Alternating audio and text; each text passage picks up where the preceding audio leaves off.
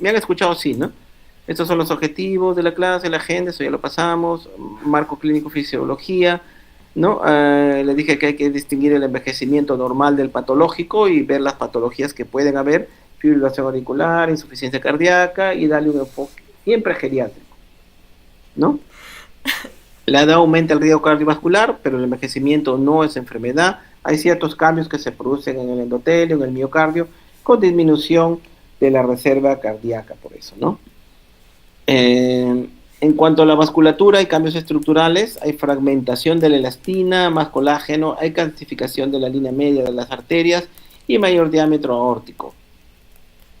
El resultado, mayor presión sistólica, presión de pulso y poscarga del ventrículo izquierdo. La arteriosclerosis por edad es diferente de aterosclerosis. La arterioesclerosis por edad, el envejecimiento de las arterias, es diferente a la aterosclerosis, pero se potencia. Aterosclerosis es cuando dentro del vaso sanguíneo se va acumulando un coágulo y lo va obstruyendo, ¿no? En cuanto al endotelio microcirculación, hay menor disponibilidad de óxido nítrico y respuesta vasodilatadora, y la inflamación crónica de bajo grado favorece la aterotrombosis y hay disfunción microvascular que puede causar angina con coronarias no obstructivas. El aumento relativo de la masa del ventrículo izquierdo, fibrosis intersticial, dilatación y auricular aórtica, el sistema de conducción pierde células de marcapaso y gana fibrosis, y en las válvulas hay esclerosis, calcificación aórtica y calcificación anular mitral. La relajación diastólica es más lenta y dependencia de contracción auricular. Hay menor respuesta beta adrenérgica, menor frecuencia máxima y reserva cronotrópica. La fracción de eyección del ventrículo izquierdo puede ser normal, pese a tener síntomas de insuficiencia cardíaca. En ese caso hablamos de una insuficiencia cardíaca con fracción de eyección preservada.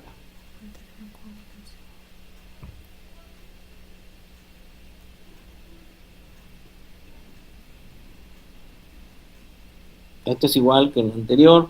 La aterosclerosis y edad. La edad aumenta la carga de la placa, o sea, se va llenando la placa, la calcificación y los eventos cardiovasculares. Los factores modificables siguen siendo importantes, como la presión arterial, el LDL, tabaquismo y la actividad física. No negar prevención por edad cronológica, hay que individualizar por expectativa, funcionalidad y preferencias. Estimación de riesgo cardiovascular en adultos mayores. Los scores pueden sobreestimar el riesgo por peso de la edad. Hay que usar riesgo absoluto más fragilidad, más beneficio esperado, más eventos adversos. Decisiones compartidas por estatinas, antiagregantes, objetivos de presión arterial y procedimientos. La hipertensión arterial sistólica aislada es frecuente por rigidez arterial. Hay que medir ortostatismo y revisar caída de actividad renal y electrolitos. El objetivo es generalmente menor de 130 a 140 de presión sistólica si lo tolera, e individualizar en pacientes frágiles. En cuanto a dislipidemia y estatinas, hay que hacer prevención secundaria, ¿no? Con estatinas de moderada a alta intensidad si son toleradas. ¿Cuál es moderada intensidad? De 40 miligramos de estatina hacia adelante, ¿no? Prevención primaria en mayores de 75 años, el beneficio depende del riesgo, la esperanza de vida y las preferencias. Hay que vigilar interacciones, síntomas musculares de adherencia, porque las estatinas podrían producir miopatía. Síndrome coronario crónico o enfermedad coronaria crónica. El dolor típico es menos frecuente, puede predominar la disnea, la fatiga, el delirio o las caídas. La evaluación anatómica funcional depende de la probabilidad pretesis y la capacidad funcional. La terapia médica óptima son antianginosos, estatinas, control de la presión arterial, diabetes mellitus y rehabilitación. En el síndrome coronario agudo en el adulto mayor hay mayor mortalidad que en jóvenes, puede haber riesgo de sangrado por anticoagulación o por antiagregación, que es parte del tratamiento, puede haber delirio y enfermedad renal aguda. Hay que hacer electrocardiograma y troponina seriadas, no descartar por ausencia de dolor torácico. Podría haber infarto agudo de miocardio en adultos mayores sin dolor de pecho. La estrategia invasiva tiene invasiva si el beneficio supera el riesgo y valorar la fragilidad y las preferencias. Son las particularidades geriátricas igual, ¿no? Las guías individualizadas por fragilidad, funcionalidad y preferencias. Y yo agregaría incluso por el estado cognitivo. En cuanto a antiagregación y anticoagulación, la aspirina en prevención secundaria y evitar en prevención primaria salvo casos seleccionados, ¿no? O sea, si el paciente nunca ha tenido un ACV, nunca ha tenido un infarto cardíaco, no le den aspirina, ¿no? La anticoagulación post síndrome coronario agudo y stent, hay que hacer un balance entre la isquemia, o sea, la enfermedad coronaria crónica, y el riesgo de sangrado, y la duración debe ser individualizada. Usan inhibidores de la bomba de protones como omeprazol, esomeprazol, pantoprazol, si es que hay alto riesgo gastrointestinal y le vamos a antiagregar o anticoagular, ¿no? Revisar si toma AINES y suspenderlos y ver si tiene riesgo de caídas. En cuanto a la fibrilación auricular, la prevalencia aumenta con la edad y la dilatación de las aurículas y la fibrosis del corazón. Hay que anticoagular según el score de Chuck-Bass-2. El riesgo de caída rara vez justifica no anticoagular, ¿no? Los nuevos anticoagulantes son preferibles en muchos pacientes y hay que ajustar la dosis por función renal y peso. En cuanto al control de frecuencia y ritmo en la fibrilación auricular, los métomas es control de síntomas, ¿no? En la fibrilación auricular, ¿cuáles son los síntomas? Palpitaciones, disnea, ¿no? Hay que tener las metas de acuerdo a la función, la funcionalidad. Hay que prevenir insuficiencia cardíaca y eventos tromboembólicos. Se pueden utilizar beta bloqueadores como diltiazem, verapamil o digoxina según la comorbilidad. Y en cuanto al control de ritmo, la ablación en casos seleccionados o con síntomas de insuficiencia cardíaca. Estos son la insuficiencia cardíaca, los fenotipos. Estos son los fenotipos de insuficiencia cardíaca, varones, mujeres, ¿no? Es muy frecuente en adultos mayores, mujeres, hipertensión arterial, obesidad y fibrilación auricular. Los síntomas se superponen con EPOC, anemia, enfermedad renal crónica y sarcopenia, ¿no? El ProBNP-NT o ProBNP y el ecocardiograma son centrales en la insuficiencia cardíaca, ¿no? El ProBNP-NT está muy elevado en la insuficiencia cardíaca. La terapia basada en la evidencia, hay 4 pilares, ¿no? Están los YECAS, los ARA2, los ARNI, los MRA, los inhibidores selectivos de la GLT2. Hay que titular lento, vigilar la presión arterial, potasio, función renal y síntomas ortostáticos. ARNI, YECAS, ARA2, beta bloqueadores y MRA son antihipertensivos. Y ISGLT2 es un antidiabético, ¿no? Los inhibidores selectivos de la GLT2. Los diuréticos se utilizan solo cuando hay congestión, como furosemida, ajustar por peso, edema y disnea. En adultos mayores, la insuficiencia cardíaca con fenotipo HFpF, hay que hacer control de la congestión y las comorbilidades como hipertensión, fibrilación auricular, obesidad, acné, diabetes mellitus, insuficiencia renal crónica. Los inhibidores selectivos de la GLT2 reducen las hospitalizaciones por insuficiencia cardíaca en amplio espectro de pacientes con fracción de eyección, y el ejercicio supervisado y la rehabilitación mejoran la capacidad funcional. En cuanto a las valvulopatías degenerativas, la estenosis aórtica calcificada, la disnea, la angina, el síncope o la caída inexplicada. Hay calcificación anular mitral y que se puede asociar con infarto de miocardio, estenosis o trastorno de conducción. El ecocardiograma hay que realizarlo si es que hay un soplo nuevo o hay síntomas o cambio de funcionalidad. TAVI, que es un parámetro que se utiliza una medición y cirugía en adultos mayores. El TAVI es la medición presión talón, ¿no? Se hace con ecografía y es la opción establecida en estenosis aórtica severa sintomática seleccionada. Decidir con el equipo de cardiología según la anatomía, fragilidad y expectativa de vida y objetivos. No intervenir, o sea, no operar a un paciente si no se espera mejorar la supervivencia y la calidad de vida. En cuanto a la enfermedad arterial periférica, la claudicación puede faltar por sedentarismo, el paciente ya no camina mucho, buscar pulsos, heridas y dolor en reposo. El índice tobillo-brazo debe realizarse, manejo del riesgo cardiovascular y ejercicio supervisado. Derivar si la isquemia es crítica o úlceras que no cicatrizan. En cuanto a diabetes y riesgo cardiovascular, la diabetes en adultos mayores exige equilibrio entre beneficio cardiovascular y riesgo de hipoglicemia.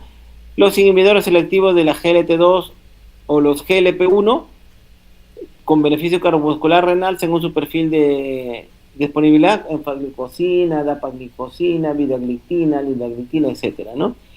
Individualizarse la hemoglobina glicosilada por fragilidad. En adultos mayores frágiles podrían tener valores más altos de glicosilada, comorbilidad y expectativa de vida. En cuanto a la polifarmacia cardiovascular, hay que ver la medicación en cada transición de cuidado, evitar cascadas, ¿no? O sea, le damos un medicamento por un síntoma que se originó por otro medicamento. Por ejemplo, tenemos un edema, le damos un calcio antagonista, le damos un edema por calcio antagonista, como por ejemplo por amlodipino, nifedipino, le damos un diuréticos, le causamos hipotensión y caídas. Desprescribir si daño probable supera el beneficio o las metas cambiaron. Siempre evaluar la fragilidad antes de tomar decisiones cardiovasculares, evaluar marcha, pérdida de peso, la fuerza muscular, la cognición, el soporte social y el delirium previo. La fragilidad predice complicaciones, institucionalización y mortalidad. Rehabilitación y rehabilitación puede cambiar el desenlace riesgo-beneficio. En cuanto a la rehabilitación cardiovascular, mejora la capacidad funcional, los síntomas y la calidad de vida aún en edades avanzadas, componentes de ejercicio, educación, nutrición, adherencia y salud mental, y adaptar por sarcopenia, riesgo de caídas y comorbilidad. Prevención cardiovascular integral, actividad física multicomponente, dieta cardioprotectora, con omega 3, frutos secos, etc.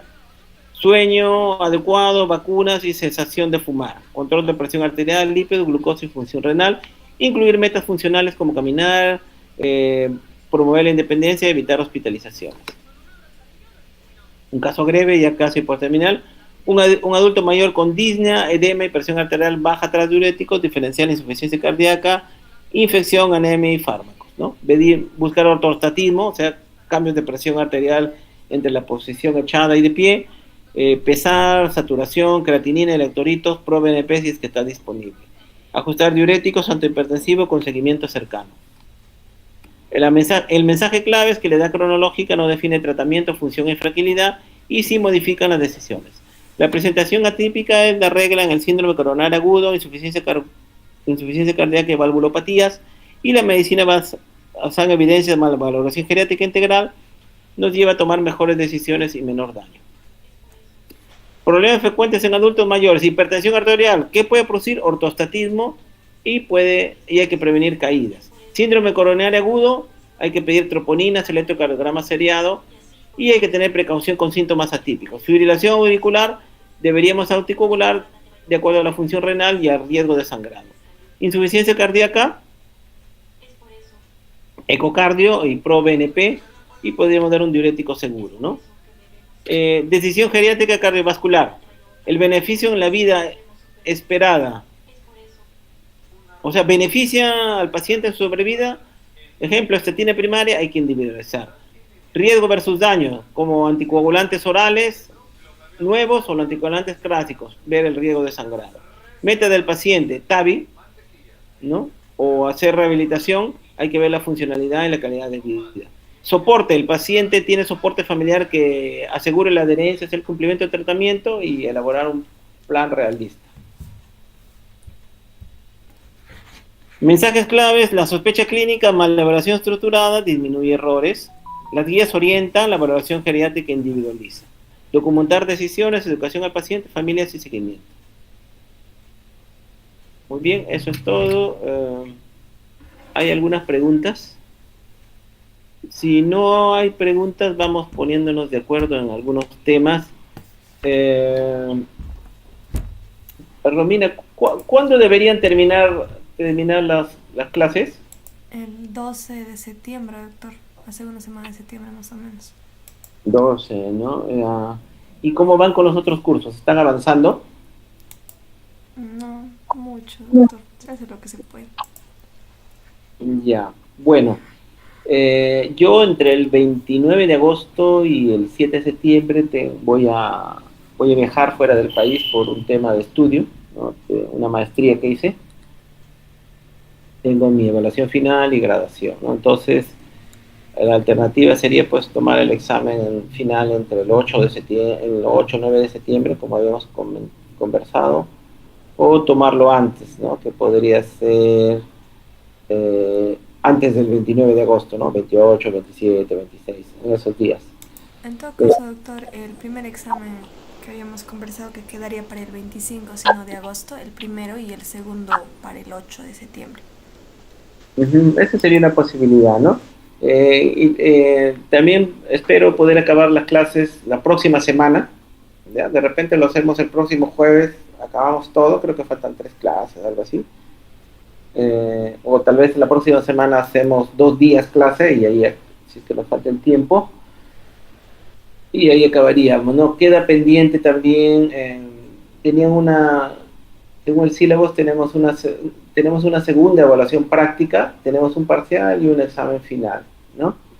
Eso es lo que está pendiente, porque ya la primera práctica quedó por la actividad que han hecho. Algunos han hecho más actividades, y bueno, también han tenido una actividad de proyección porque también han donado el casillero, ¿no? Entonces lo que podríamos hacer, y les planteo una alternativa, es la actividad práctica 1 y 2. Voy a duplicar sus notas, o voy a sacar las notas de acuerdo a las actividades que han hecho con los adultos mayores, ¿no? Algunos han hecho varias actividades y vamos a tener todavía algunas actividades más, ¿no? Que nos toca el 19, creo, ¿no? Ya, entonces la práctica 1 y la práctica 2 voy a sacar la nota de las actividades que han hecho, ¿no? Hasta la fecha.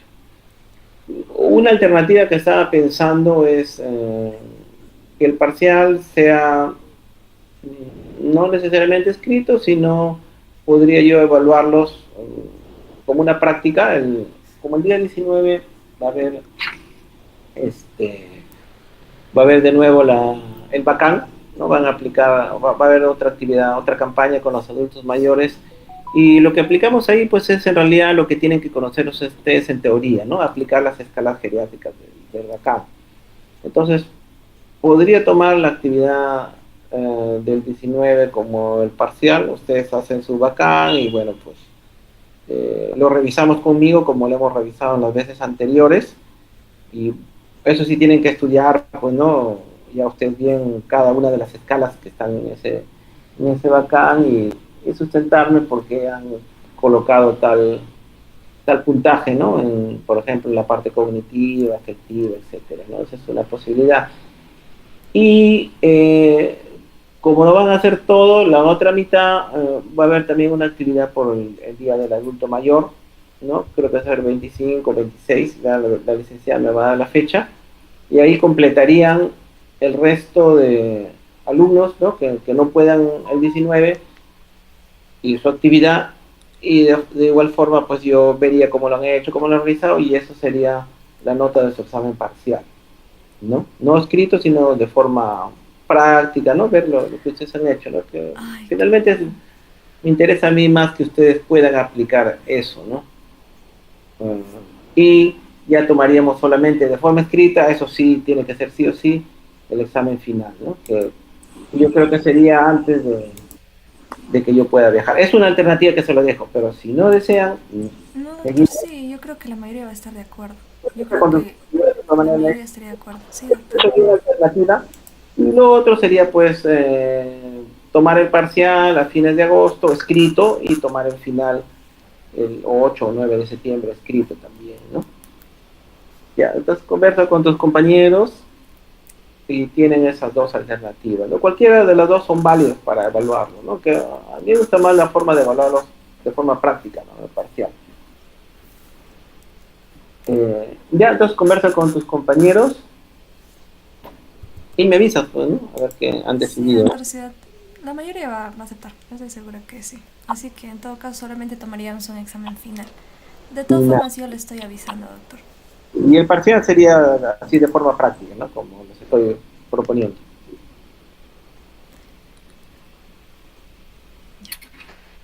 Listo, chicos. Entonces, ahí quedamos. Que tengan un bonito feriado. Ya les paso las diapositivas a Romina en un momento, junto con la anterior de la clase pasada también, que está pendiente de pasar. Ya, nos vemos, chicos. Tengan un bonito feriado. Gracias. Bye, bye. Y bueno, nuevamente, como les digo, el agradecimiento, ¿no? Porque ya estamos utilizando el casillero que ustedes donaron, ¿no? Lo utilizamos arriba en el consultorio para los alumnos que rotan, o los internos que rotan en el consultorio.